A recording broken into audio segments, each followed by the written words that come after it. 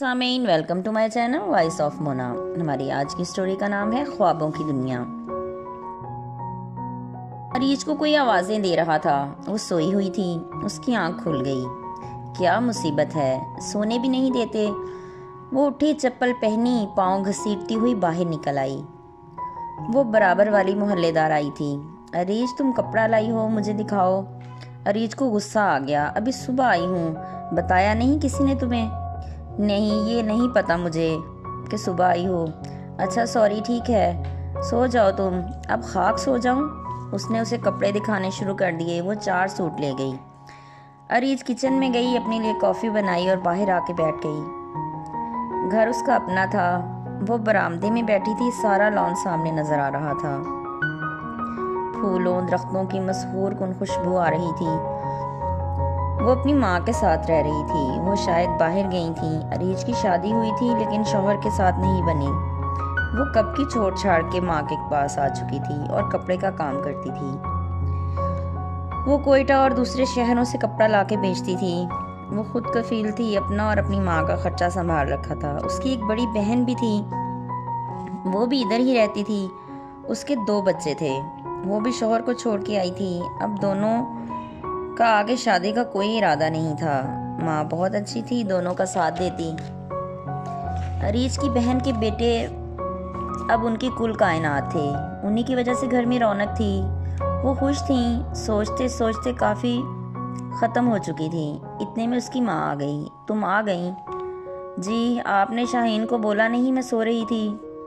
वो शोर मचा मचा के मुझे उठा गई है। 4 सूट लेकर गई है, शाम को पैसे ले आइएगा।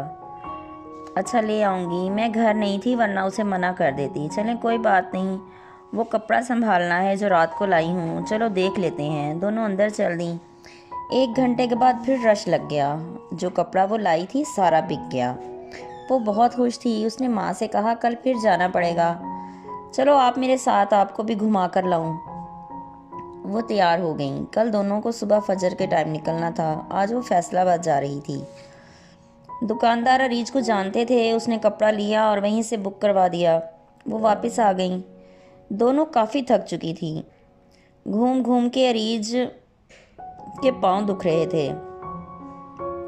वो आते ही लेट गई। फिर बाहर से झगड़े की आवाज़ें आने लगीं। अरीज इस शोर से तंग थी।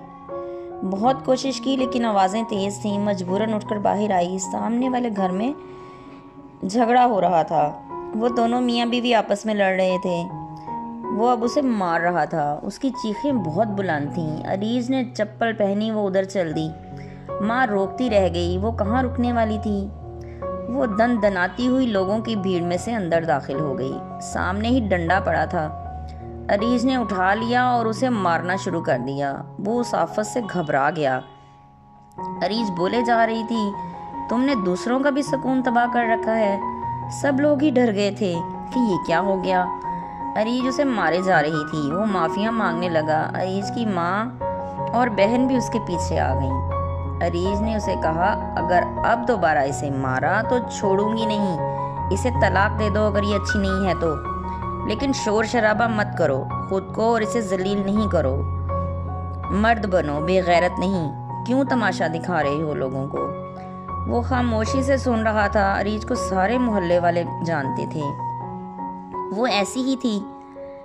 फिर उसने उस औरत को कहा, क्यों मार खाती हो? इसे दफा कर दो। 2 वक्त की रोटी खुद कमा के खा लो। क्या जरूरत है इससे मार खाने की? वो रोए जा रही थी। अरीज ने डंडा फेंका और घर चल दी। माँ ने आते ही उसे काफी बना कर दी। वो बरामदे में ही बैठ गई। गहरी सोच सोचने लगी। जीते रहिए, खुश रहिए। मिलते हैं अगली कहानी के साथ।